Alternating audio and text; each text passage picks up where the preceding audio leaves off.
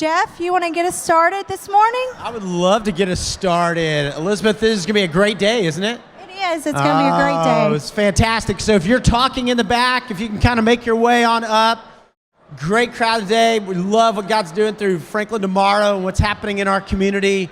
It's so exciting. And so I'm going to turn it over in just a minute to Tim and to Elizabeth. But before I do that, I just want to introduce, I'm Jeff Simmons, pastor here at Rolling Hills Community Church. And if you're ever looking for a church home, love for you to come. You come here during the Mayor's Breakfast, so love for you to come and just find a place here to worship. So I'm going to open us a word of prayer, and then after I pray, I'm going to turn it over to my friends and you guys. Great program today. Yeah, it's going to be awesome. So let's pray together. Father, thank you for today. Thank you, Father, that we live in this place, God. Thank you for what you're doing here in the city of Franklin and in Williamson County. And God, I just pray a blessing over every one of the leaders here. I thank you for our mayors and God, just the difference that they're making, God, in our community. And I just pray, God, that you would continue to use them in a great way. I pray for all the leaders here, Father, and just the impact that's being made on families and schools and communities and precious children that are growing up in a place, Father, where they can learn about you and have great community and relationships. And so, Father, we just thank you, God. We come with grateful hearts today, Father, that we get to live where we live, and pray that you find us faithful to do the things you've called us to do. In your name we pray, and we dedicate this morning to you. Amen. Amen. Thank you, Jeff. So, Tim. Good morning. Good morning. I'm Elizabeth Mafford. I'm the chair for the Breakfast with the Mayors, and I work for the Better Business Bureau.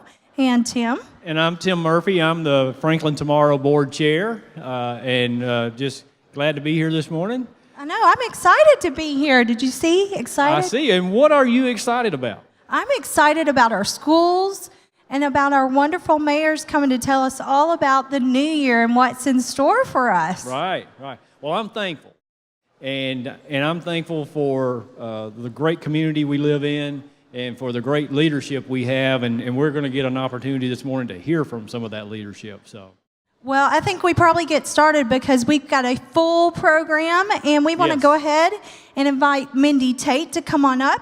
She's going to thank all of our sponsors. Did all of you get wonderful coffee from MJ Roasting and breakfast from Puckett's this morning? Can you give them a big round of applause? Thank you. Good morning. Thanks for being here. We've got a great crowd here today.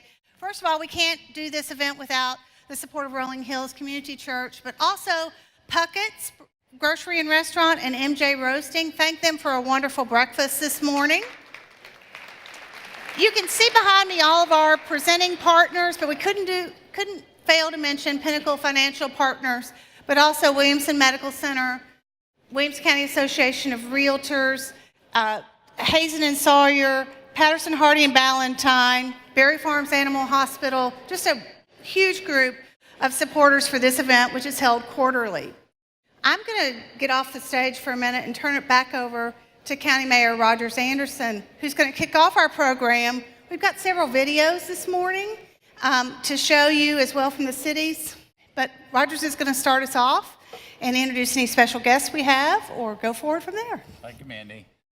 Welcome, and Jeff, thank you again for opening up your church here to us. Personally, I'd like to say welcome to all of our city mayors. They're all seated up here. You'll hear from them. We have several aldermen, commissioners in the audience, other elected officials. If you fit in that category, would you please stand, because your job is so important to what we do.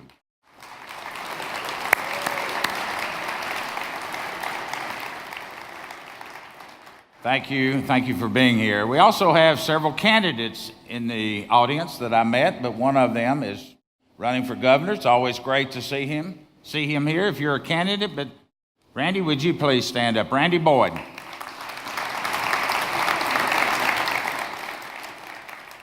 So Mindy has given me about 3 to 5 minutes to, if I can find the clicker, 3 to 5 minutes to talk about and try to educate as many people as we possibly can about the sales referendum that is currently going on in our county. It's on the slide. My hat goes off to Matt Largent and the chamber.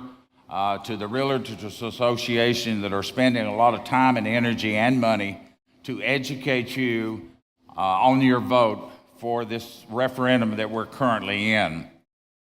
As you can see, the sales tax referendum that's occurring in Williamson County will end next Tuesday. Early voting is going on this week at about 6 different sites. The 2 main sites would be the complex where you get your car tags and the Brentwood Library.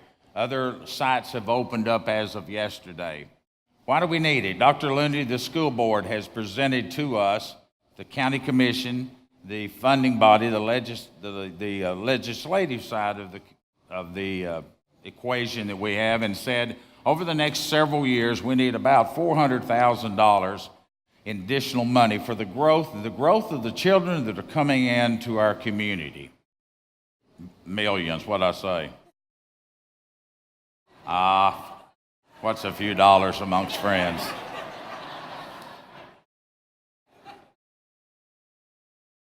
See now, Diane, everybody knows Diane. You got to have that one person that can correct you. And we have been together for 30 some odd years. Thanks, Diane. So over the next 5 years, we need $428 million plus to get this job done. As Matt's flyer has been sent out to many people over the last several weeks, direct mail pieces, these are the 3 sources that the county commission body has to look at for funding: the property tax, the wheel tax, and the sales tax. If you look at all 3 of those, and there are other elements that go into making up your tax base, and Nina Graham is here from the Budget Finance Department. She'll certainly can address those individual questions you may have. But our sales tax is the one that we've asked your opinions on. This is your time to vote, to go to the polls and vote for or against. And realizing that 28% of the people that come into our community, shop in our shops, walk down Main Street, those types of things, they shop and then they go back to their individual community. 28% of those people are buying our products, spending their sales tax dollars here. Are our kids worth it? I'm going to go through this kind of hurriedly, but I do want to educate you, because this is probably the single most important slide that I can throw up and try to explain why we need to look at this in the way we're looking at it. A quick lesson. Public schools are a function of county government, not city government. And so when we're looking how to fund our public schools, 64% of the operating budget of our schools is funded through the property tax and all the taxes that we have. We spend 64 pennies right into public education. But the capital investment, the bricks and mortars that go on to build the schools, to add on to our schools, don't flow that way. State law, the way it's written, is that nobody would set a business up this way. But this is the way the law was written. So you go to build a building, or you add on to a building, the county commission, the 24 men and women that we've got, are responsible for paying that debt. They're literally responsible out of their side of the budget, the county government side, and not the school side, to pay for the bricks and mortar. So when schools ask for that $428 million, someone has to pay for that. Different than the way we do our homes. Our disposable income, our total income, is based on whatever our earned values that we make as an individual, that we pay our house note, car payments, and all of those things. It's not the way this works. So we have a set of money, and for illustrations purposes, we're asking for that sales tax to go from 2.25 to 2.75 at the local level. Now I'm going to give you an example of how all that works. You'll love the artwork we put together. So in the first slide, you're down shopping at your favorite store, and it's got a money bag above. And we've generated $10 in tax, just $10 in sales tax. Immediately, 45 days later, that money is processed and sent to the different departments. The first one is where Randy Boyd's trying to go. He's going to take it to Nashville. Now, he gets $7, not personally. $7 of that money goes directly to the state of Tennessee to use in refunding other schools throughout our school district, 95 counties, some 130 some odd different school systems, special school system, and many other functions of that sales tax. So that leaves us in our example $3.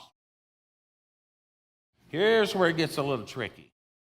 So we've got the bag jumps over, and out of the $3 that is left out of our $10 example, $1.50 of that stays in the city of which it was generated. So if it's generated in Brentwood or Franklin, or if it's in Fairview, Nolensville, Spring Hill, Thompson Station, $1.50 of that stays right in that city to help that city for their needs financially. The other $1.50 of that money goes directly to schools. I didn't put any money in the county coffers. None of that money made it into the county coffers.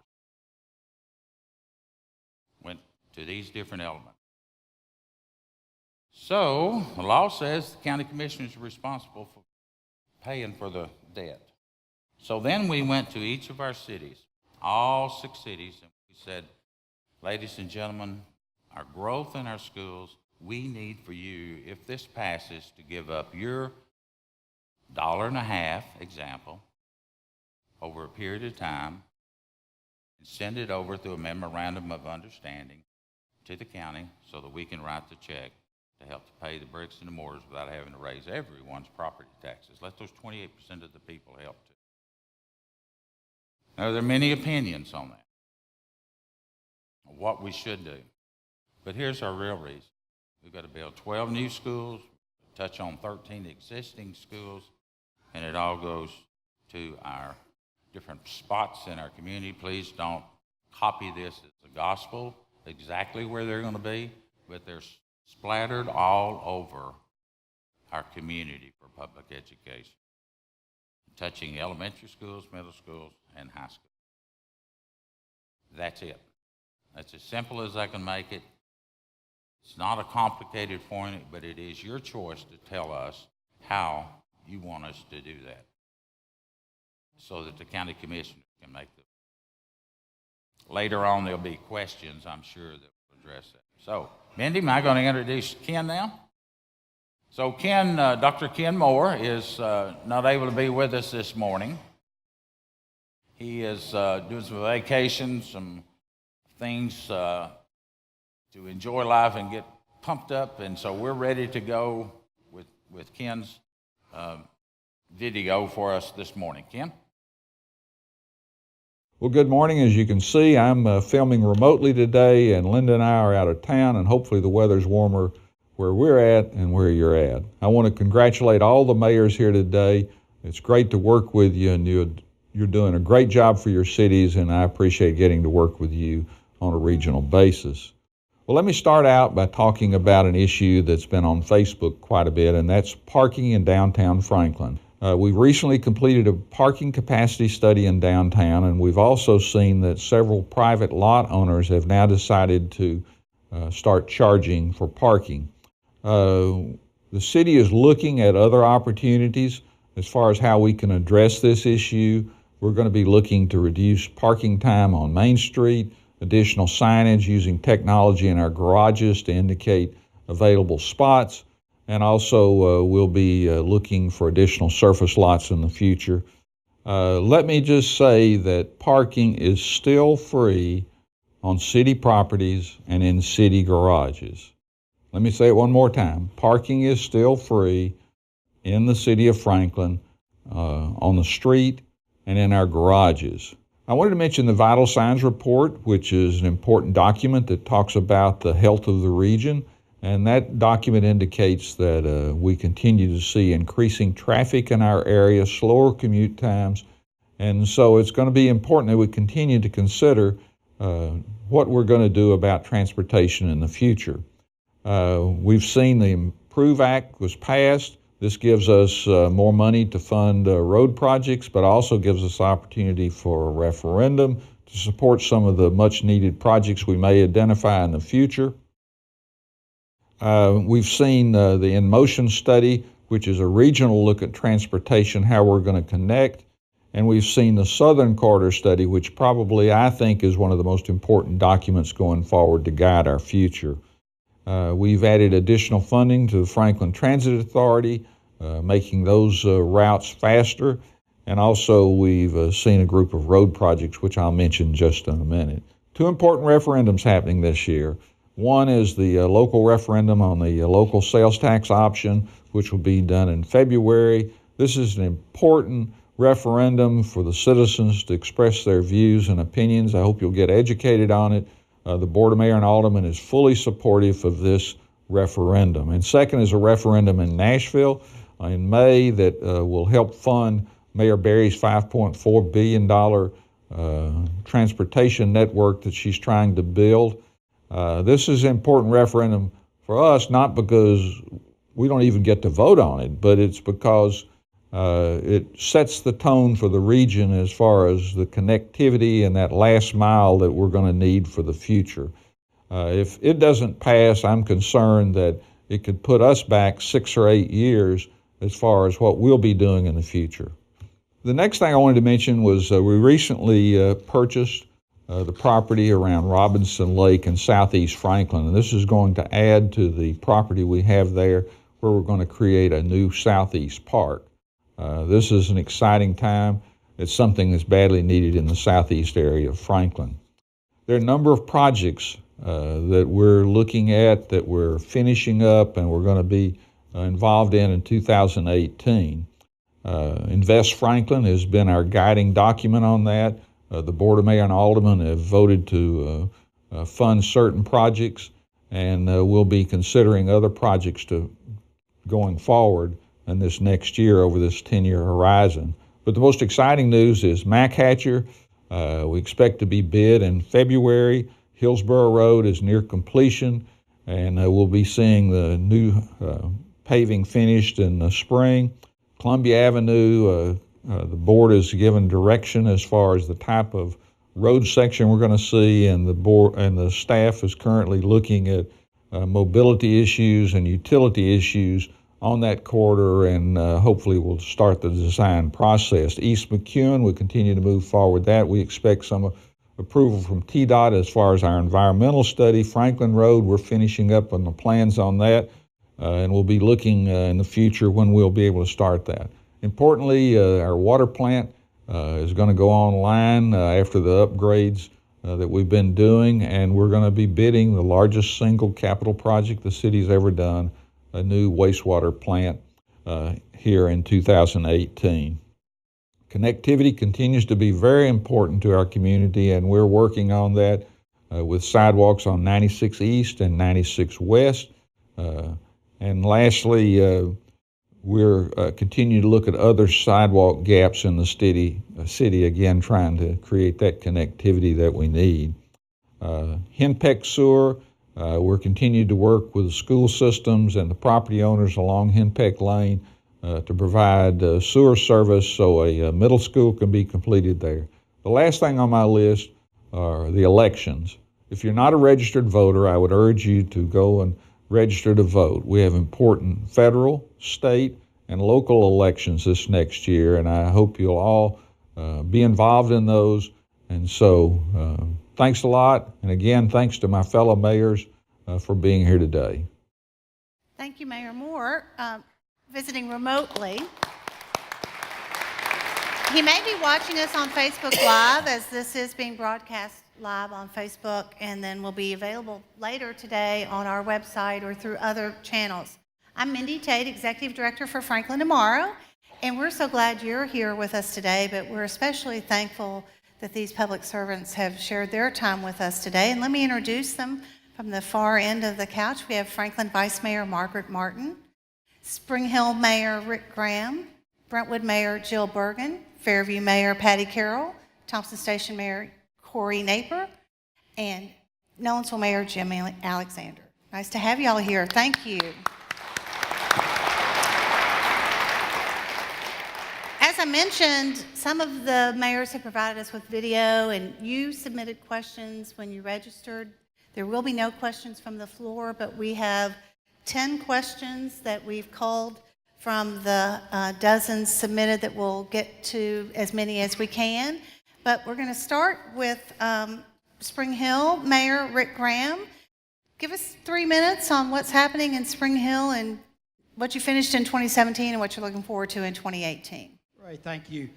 We've been very busy. We've had a very busy January. We just recently videoed a transportation presentation by city staff that we have on our city website that shows a complete snapshot of all the road projects we're working on. So I encourage anybody to go see that as a reference to where we're at with many of our road projects. We did a BOMA, our Board of Mayor and Alderman retreat a couple weeks ago, over 10 hours of meeting time working on capital improvement priorities and our plans for the city at Deer Run Camp, just right down the street. That helps us very much in planning our next year. Last week, we did the State of the City, Victor Lay and I, and you can see that on YouTube or you can go to the city website either way. In 2017, we accomplished several road projects. We hired several new administrators. We've been working on bringing in the expertise to help move along our road projects faster. Through years of planning and things that I've been working on for a long time, we're seeing dirt moved. We're seeing things completed. We're seeing a lot of roads started. Lots of new businesses, ton of commercial businesses. What's funny is that we're covering the polar ends where 3 new daycares have opened up in Spring Hill, showing how young we are, and 4 new assisted living facilities. So we're seeing a lot of people my age moving to Spring Hill to be closer to their grandkids. We had the start of Duplex Road. We've been working on this one since 2006. This took 12 years in the making, and we purchased, as a city, 210 right-of-way parcels. That is, wow. TDOT told us that's the largest partial purchase of any right-of-way of any city in the state of Tennessee ever. And actually, he said it was double of right-of-way purchases. We did that so we could get this road started in 12 years. And we spent $4 million just for that. On the preservation side, we're very proud. The estate of Rippavilla is now owned by the city. We acquired that, and we have also preserved it through a land trust that future mayors and boards cannot change for hundreds of years. So we preserved that, and we also added 98 acres of passive park with that acquisition. You might have heard we've recently purchased the building in Northfield, which used to be the Saturn headquarters. We were getting ready to spend $20 million on a new library and a new Spring Hill Police Department headquarters. With this purchase, we picked up 6 times the space for half the cost. We spent $8 million for this building, and so we got 6 times the space for half the cost, and we're very excited about that. Awards, we had a ton of awards, about over 11 awards the city won in 2007. I'm going to just mention 3 of them. We received a 100% perfect score from TDEC on our water plant for our water quality. That's how good our water is.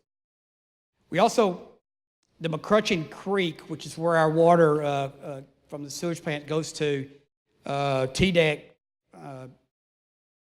we changed that creek from impaired to fully operational now, if you would. TDEC said it was the model for extreme preservation of the state for what we did, so we're very proud of that. Wallet Hub said we were the 4th best place to raise a family in Tennessee. And safehome.org ranked us the 2nd safest city in Tennessee. So as you see, it's not just about roads. We are doing a lot on roads and transportation, but it's a lot more than that. We sent 2 fire crews for several weeks to Gatlinburg. We all remember those fires there. We're working on a new census. We expect it to be over 40,000 people in Spring Hill. This will be our last census till the government coming up.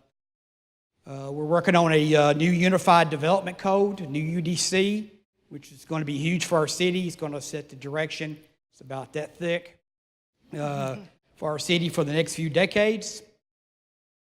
We are working on, in the next few weeks, we should have a positive answer to a new interstate interchange in North Spring Hill on Buckner Road.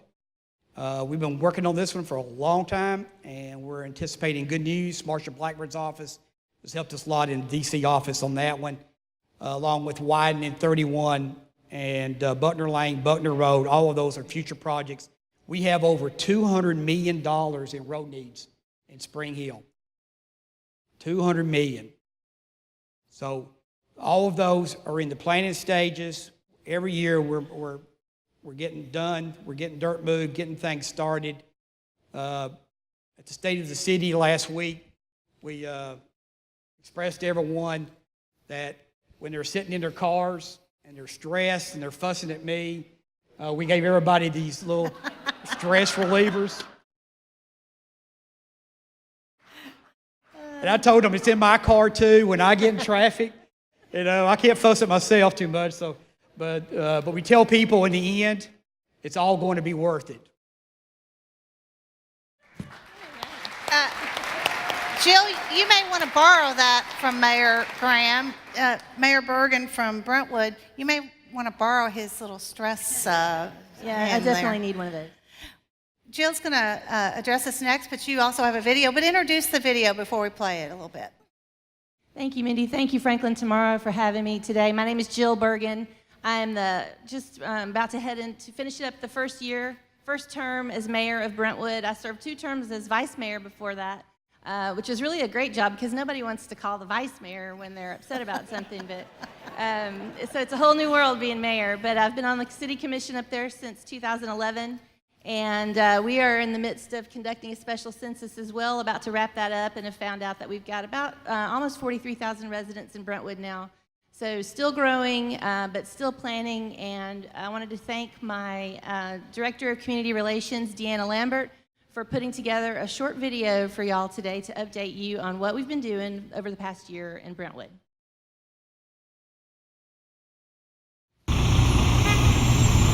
All roads lead to and through Brentwood. At least that's how it feels sometimes in the city of about 42,000 residents. And with about 20,000 commuters driving into town each day to work, the city has made road projects a priority. From up above, you can see bridge beams being set on the intersection realignment project at Sunset and Ragsdale Roads. When it's completed later in 2018, there will be 2 lanes, a continuous turn lane, and a 10-foot bike and pedestrian path. TDOT is in charge of the Franklin Road widening project, and since work started in the fall, a retaining wall is partially complete, 2 box culverts have been built, and a turn lane eliminated to allow work on the west side of the road. The city is building a second roundabout on Crockett Road at Green Hill Boulevard. This will replace the existing 4-way stop and better accommodate future traffic volume. Brentwood is helping Williamson County Schools with expanding the entrance and building a new STEM building on the campus of the award-winning Brentwood High and Brentwood Middle Schools. Smith Park, which is the city's largest park and located off Wilson Pike, now has 2 new athletic practice fields, along with a playground, additional parking, and a picnic shelter. And over at Crockett Park, residents can enjoy a new playground next to the picnic shelter. Food trucks made their official debut after city commissioners passed an ordinance in 2017. Business owners pay $50 for a permit. At summer concerts and events, citizens prove to enjoy what the trucks offer, both sweet and savory. In our commercial district, several new businesses and restaurants have opened, including Sur La Table, Nama Sushi, and Peter Millar in the Hill Center, Brentwood. 55 South Restaurant in City Park, and several luxury car dealerships in Mallory Park. The Brentwood Fire and Rescue Department was able to use an old house at the corner of Granny White and Virginia Way as a training site to help make way for the new Virginia Springs office development. And office space is hard to come by in Brentwood these days. The fourth quarter vacancy rate in 2017 was 6.6%. And now for the dollars. Estimates show that the fiscal year 2018 sales tax revenue in Brentwood will amount to about $1 million more than fiscal year 17. And the housing market remains solid, with Brentwood's median home price in December reported at just under $850,000. Happy birthday! And we're planning a birthday party. Brentwood is headed towards its 50th year as a city coming up in 2019.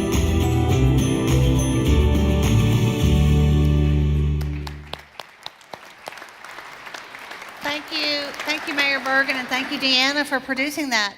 We're going to keep going east and ask Mayor of Nolensville, Jimmy Alexander, give us a little update on what's happened in Nolensville in 2017. Growing rapidly, seeing a lot of growth there, and what's coming up in 2018. Well, all I can say is that this is not your parents' Nolensville. If you've been out there, you will notice quite a bit of change. We're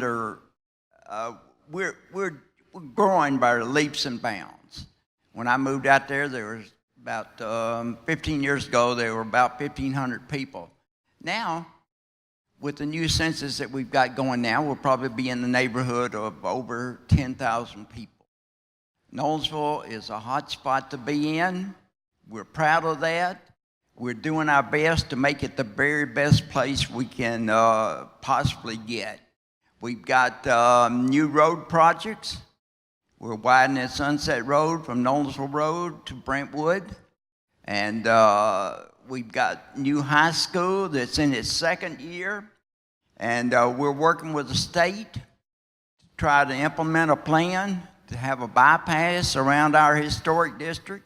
That's very important to us. We just continue to do the things that will make Nolensville a great place to live, which it already is. We've hired a new police chief this past year, which I'm very proud of. We got him from the county, named Chief Parker, and we just keep doing things that'll add expertise to our staff. Again, this past year, we did a major thoroughfare plan to identify projects that we look forward to working on in this coming year. We also did a new general plan, and we set aside a site in case for the possible expansion of our library. We keep doing all the things, and we're taking baby steps, but we're getting there.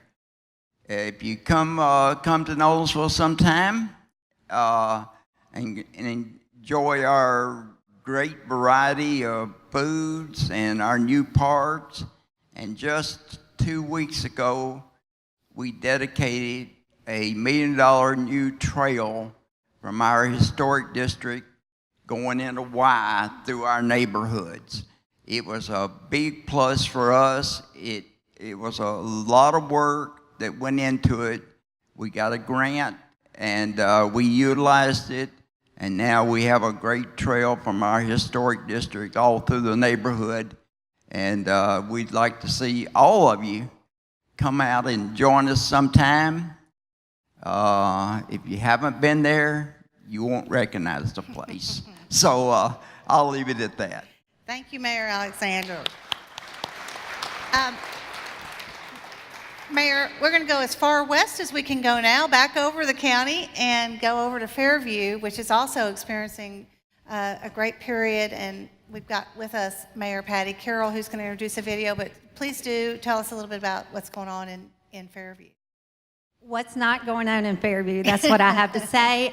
No, there's just so much. Last weekend we did or 2 weekends ago, a focus on Fairview, where our city manager just took some time with the citizens and staff and elected officials. A lot of them came out and just shared with us some of the great things that he has been able to accomplish this year. As many of you know, we have a new fire chief, a new police chief. We have a lot of changes, new planning commission that's in Fairview, so there's been a lot of change. We finished up the Safe Routes to School project, Cumberland, connecting middle school to residential neighborhoods behind it. This year we are getting into our comprehensive plan and very excited about getting the citizens involved and getting the input and really learning what they want in their community and what they see in the next 20 years. So that's one of the exciting things we've been talking about, but it's happening now. Working closely with Williamson County Economic Development, looking to get some stuff ready and just move forward. And then also we are just thrilled to have so many people focusing on Fairview now. Have lots of builders, a lot of people come into our community, and if you haven't been out there in a while, it's worth the drive. Of course, I have to give a shameless plug to our nature park, Bowie Nature Park. You should come out. Drive through. It's really the jewel of Williamson County. I say that every year, but there's just nothing else, no other way to explain it. I did bring a video. Mine's a little bit different than everybody else's. Imagine that. But I wanted the Fairview Chamber. We have a great chamber that has worked really hard, new board members and businesses to put some great events on this year. I wanted to give you just a little insight of, if you haven't driven out to Fairview, what you might see now. And this was a great opportunity. So we're going to play that instead of me going on and on about how wonderful Fairview is, which I love to do. I thought this might give you that insight. So if y'all will play that. Great.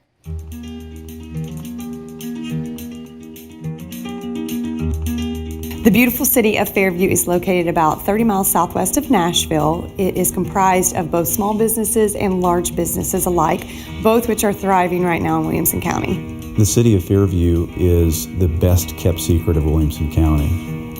It's small enough to have a very strong sense of community, but close enough to all of the amenities of Nashville and surrounding area. We have mom and pop stores like First District Coffee. We have boutiques like Bourbon and Rye, and we really have everything in between, from our favorite restaurants like Dos Margaritas to our businesses like Apex Bank and Thrivent Bank. All of those bring something to our city, and even large stores, corporate stores like Publix and Walmart have found that they have a niche here as well. I think the biggest reason that a new company would want to come here to Fairview is the growth potential. We have a lot of young families that are starting to move in to the city, and there is going to be a great need for all types of businesses. It's very community focused, and it's got a great school system. So there are a number of amenities that new businesses would like to see in a community. One of those is education. Because we're in Williamson County, we have one of the best school systems in the state of Tennessee. A second is healthcare. We are now building a new healthcare facility here in Fairview that is going to have a primary care physician, multi-specialty clinic, and other healthcare amenities. I chose to do business here in Fairview and to open up my office here. A couple of reasons. One, I live right here, and I know a lot of people here, and I like the small town atmosphere of Fairview, and so opened up shop right here. We like to offer as many opportunities for the businesses to market themselves, to get out, to be seen, to talk to the community so that they really get to know the heart of the business that is supporting these events. Nature Fest is one of those events that we have every year. We have that at Bowie Park, which is just a jewel here in the city. Bowie Park is one of the largest city parks in the country. And it's a great place for the community to come, the families of Fairview to come and enjoy themselves. The Christmas parade is a great opportunity for the community to get involved and actually be a part of the parade. It also showcases really what has happened throughout the year. It's really more of just a fun time to get out, celebrate the meaning of Christmas in the season, and just, get all the warm and fuzzies. The Chamber has helped us connect with other businesses in Fairview, other small businesses, other business owners that are trying to do the same thing that we are. They're trying to change the atmosphere and the economy of Fairview through small businesses, and it's been cool to partner with them so we're not up against the corporations alone. If you want to be where there's going to be more activity, more growth, I think Fairview is an awesome place to be. We have a lot of exciting things planned for the future, and we really want to connect with as many businesses in Fairview as possible. We know that every business is unique and it brings something to the table, and we want the businesses to get involved with us so we can utilize, their knowledge to be able to continue to grow our city and our community and our businesses.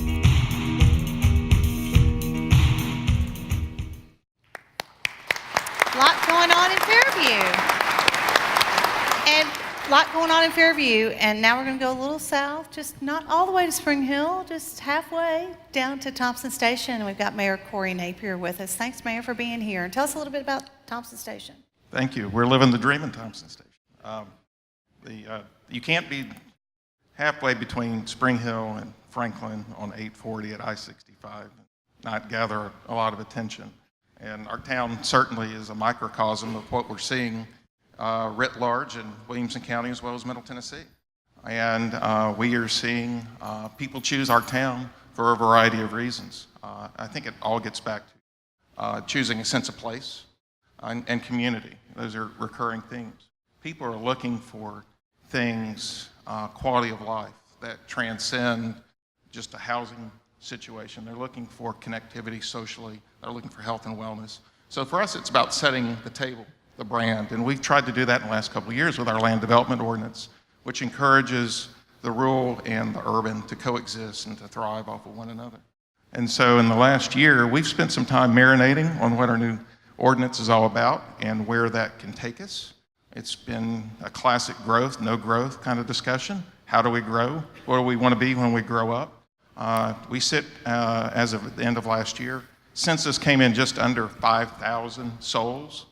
It's over 5,000 souls, I'll tell you that now. We're adding about 225 houses a year on average. Parabolic growth. It's largely in the existing subdivisions that were actually started during the recession. We've not added a lot of new subdivisions in that time. Of course, we're getting some attention with certain things that are being proposed for our town, but we want to see those communities within our community thrive and to be connected.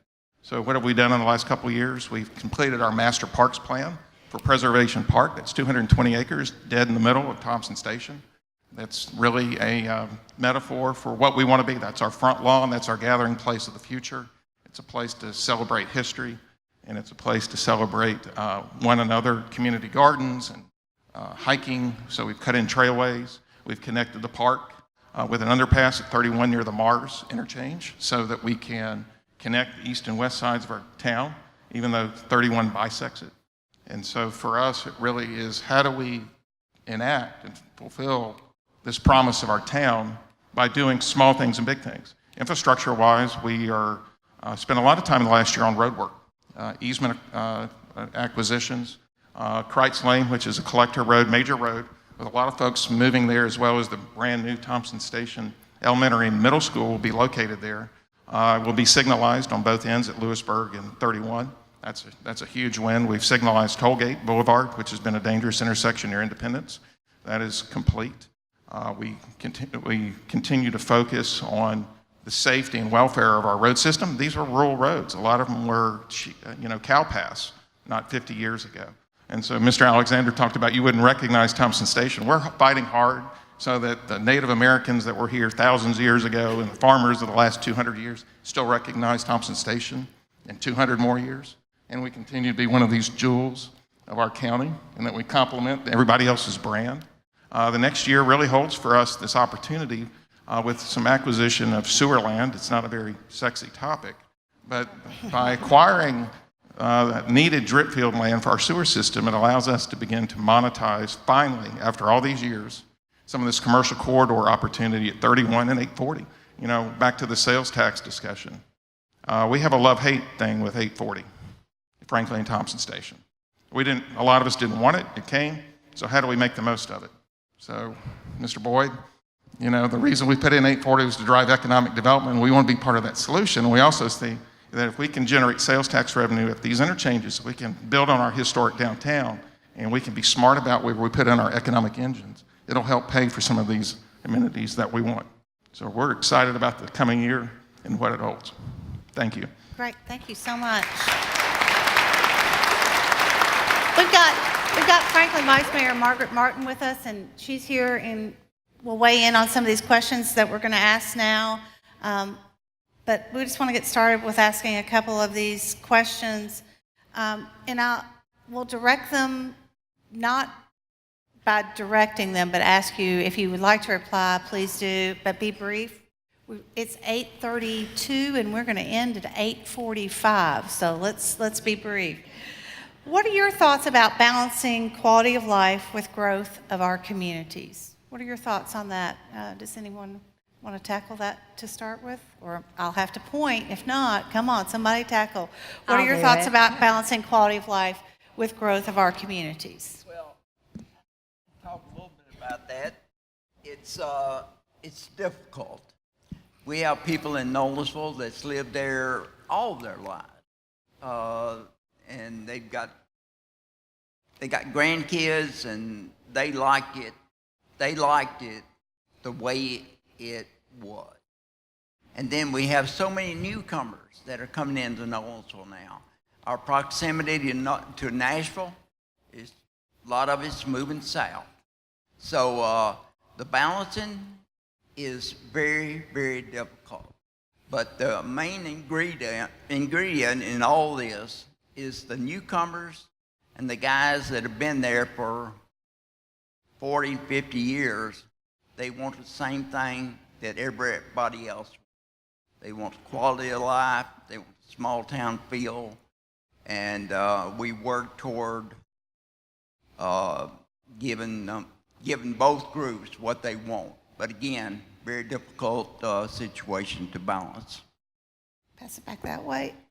I think it's funny that Nellensville and Fairview grabbed for the mic to speak on this. I'm sure it's issues that we have dealt with a lot with growth and just change. But I mean, I think it's crucial. I think you have to have that balance. I think as you grow, you can be respectful for who you were, where you came from, but also I think it's very important that you honor what makes you who you are. So green space and providing, I mean, as much as we hear from people, traffic and roads and schools, we equally hear about our parks. And, we would like to see this in our community. We would like more family things. So I think, as you grow, it's a balancing act. You have to stay up with the infrastructure, but also you want to provide those services to the people and your residents. So anyway, it's a balancing act, but you got to keep it. You got to keep who you are.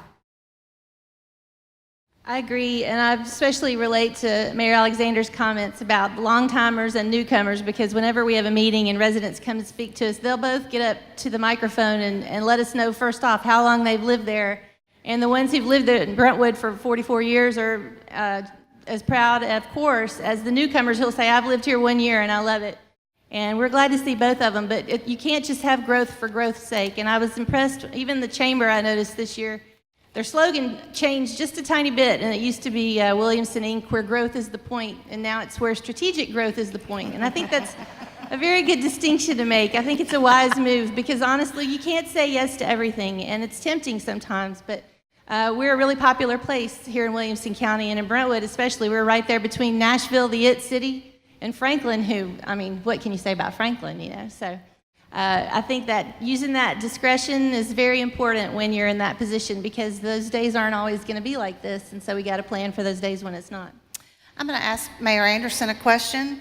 Mayor Anderson, when people registered for Breakfast with the Mayors today, we asked whether they supported the sales tax or did not support the sales tax or did not have enough information. 38% of those registering said they did not have enough information to make a decision, while 51% of those registering said they were in support of the sales tax. But we got a frequent question of what other options were considered for funding schools besides the sales tax increase. And if it does not pass on February 6th, what is the next step? So the slideshow that we were going through, you've got your property taxes, you've got your wheel tax or registration fee, and then you've got a litany of other taxes that go into it.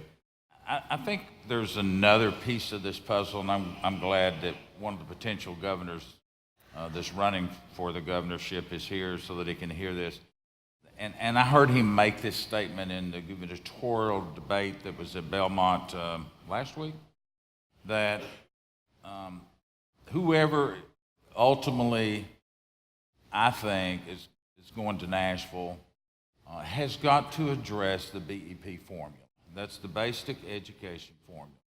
It is woefully needs attention and adjustments, and he said he would do that. It's not that the current governor, who I think has done an outstanding job. I'm very fond of Bill Haslam, and I think the majority of us are. What a nice 7 years he's put in Nashville. But it is so difficult to look at our education when all of these mayors, and whatever they say, I'm supportive of. So they're all talking about growth, and that's exactly what we're talking about. 30 years ago, we built this community around public education, the best that we could have in the state of Tennessee. And it's brought us all here, or it's brought a lot of us here. And the existing residents that are here have enjoyed that. I'm becoming an old man now, but I'm also enjoy my grandchildren and my children being able to live and work right here in our community. And that was not possible 35 and 40. We all went to Nashville. Today, that transportation, that commute, is about an even number coming back and forth. So I think, Mindy, the answer to some of those questions is it's a combination of all of our fees, all of our taxes.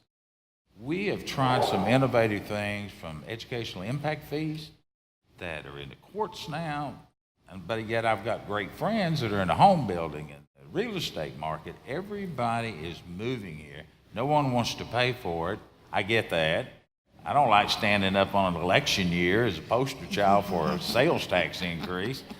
But sometimes you have to do things and come out front and show your leadership and say, these are the things that people do want or don't want. It's your choice. It is strictly your choice, because when it gets over those 24 county commissioners, it becomes a different ball game. And if you tell them this is what you want, then we will apply that $23 million increase per year for 3 years, about $65, $66 million. And thankful, all of these cities got on board and said, there's where add these numbers up. 210,000, Matt says, in our county. About 150 or 60,000 are in the city, and they're giving up their sales tax so that we can make this formula work. It's a very unique community. Thank you.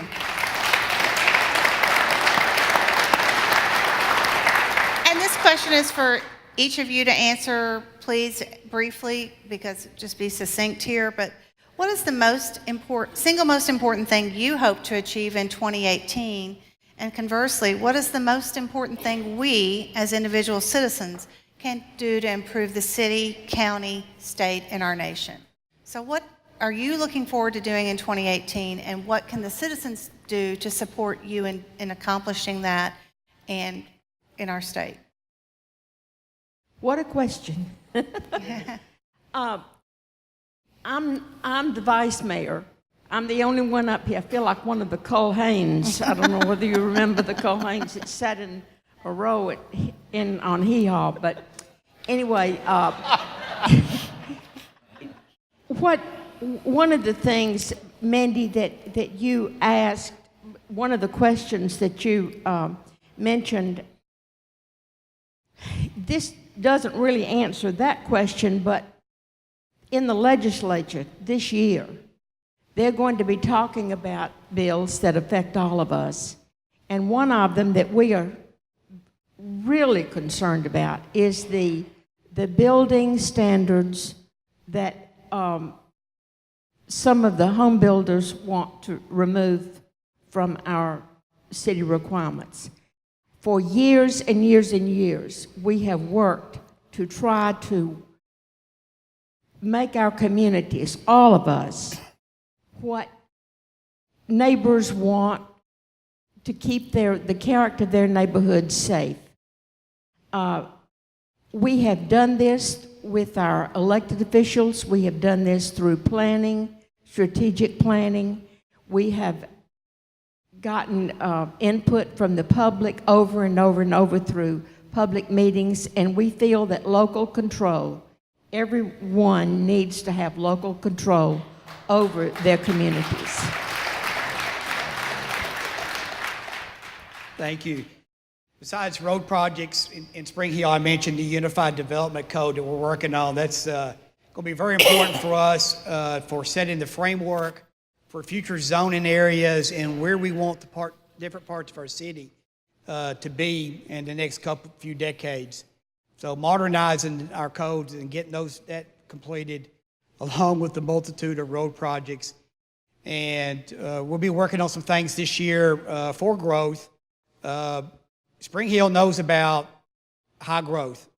We went through it. We're still catching up on the consequences of growth from 2005 when we were doing 1,500 permits a year to, we dropped down to the Depression 2009 down to about 180. 2016, new residential permits, 699. Last year, 804. So we're starting to climb back up into what I call the turbo years, and we do not want the consequences of no growth. I have to explain it to people all the time. You can't stop it. We have to continue it going, or we'll never do the things we want to do as a city. So we want moderate growth. We're actually going to be doing some things because we cannot afford, we can't sustain as a city to go back into the turbo growth years. So some of the things we'll be doing this year will be just a little tap of the brakes. So we don't return back. I know Mayor Napier is happier about that, and because we all drive through his city every morning, and so that's our plans, along with again, $200 million in road needs that we've got to get going. So some of these things can happen before I'm out there on a walker watching them open. Okay, so you said be brief. I'll try very hard. The one thing I really hope to do is to help Brentwood just be more of a team player around the area on a lot of these issues. We have not managed to build a fence around the city like some people claim they want. Like you say, it's just not how it works. So my goal is to get out there and be involved and make sure that Brentwood is part of the process, because things are going to happen around us and to us unless we participate. And I think you asked also, what would we advise you to do to help? And I speak to a lot of Girl Scout and Boy Scout groups, and I'll tell y'all the same thing that I tell them. And number one is pay attention. And it's obvious that you're here now, you're already doing that. But pay attention to what is happening in our area at all levels of government, because we all work together, affect each other, ask questions. And I hear a lot of people say, well, I don't want to get political. I don't want to get involved in all that. And don't hesitate and don't use that excuse, because we have a lot of smart folks in this area and we need you. Even if you don't want to run for office, we need your ideas and your input. So thank you for being here today. I appreciate the chance.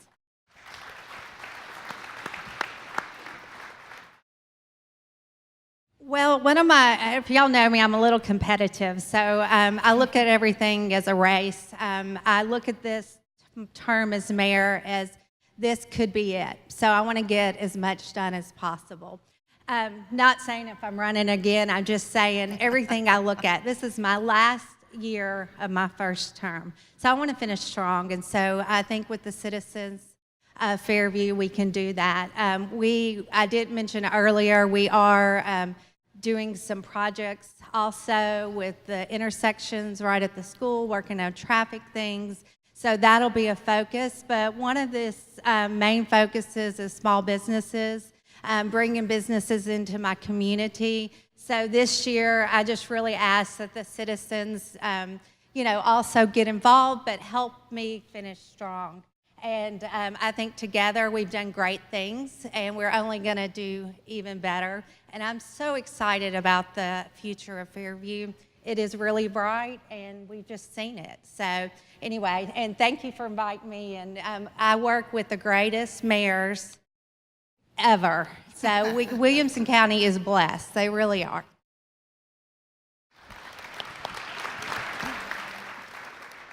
All right, I touched on this a little bit earlier. Sewer certainty is a big deal for our town, and we're closing in on having our sewer plant fixed.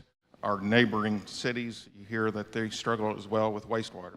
Towns and cities can't succeed really without a successful sewer approach. And so with sewer certainty allows us to be more aggressive and more deliberate with some economic development efforts. We know where we sit. We know that we're a big deal in the future in Williamson County with access to 840 and these interchanges. And so we want to be good stewards of that. And so with sewer certainty, we can look at downtown revitalization. I mentioned the interchanges at 431 and 31. It opens up a different type of discussion for us. I hope that in this year for us, the concrete thing that you'll see us do downtown is get started on a new town hall. With a new town hall, we can have better facilities for community gatherings, which I think is hugely important as we try to educate our newcomers. It also allows us to open up that train depot that currently serves as town hall, perhaps, and turn it back into a library. So there's a huge interest in having a library down there. So look for those things in the future. Thank you. Thank you. Well, this is my last year of the second term as being mayor. We've made a lot of progress over the last 7.5 years. Look forward to doing some great things this year. One of our major problems, as it is with everyone, is traffic. We're looking for ways to mitigate our traffic problems, and we're also looking at potential new growth in our commercial areas. We're attempting to make everyone happy down there. The older people that have been there for years, and the new ones that are moving in. And I think we've done a good job for the past 7 years, and we want to continue that to make Nolensville one of the best places in the county to live. Thank you so much. Thank you to all of our mayors. Please thank them for being with us today. This is the kickoff breakfast in our Breakfast with the Mayor series for 2018. The next breakfast will be April 24th back here at Rolling Hills. Early voting continues through the end of business on Thursday, February 1st for the February 6th referendum on a 0.5-cent increase to the local option sales tax. Please vote whatever your conscience, but please vote, become engaged in your community, and participate in the process of making decisions in our community. Our next event will be February 12th with our Frank Talks at the Williamson County Enrichment Center on the role of African Americans in the past, present, and future of Williamson County. But we also want to thank Elizabeth Mefford and her committee for such a great program, as well as Pinnacle Financial and our other partners. We hope that you will become involved in your community through these programs and other programs in the community, but stay involved and have a great day here in Williamson County.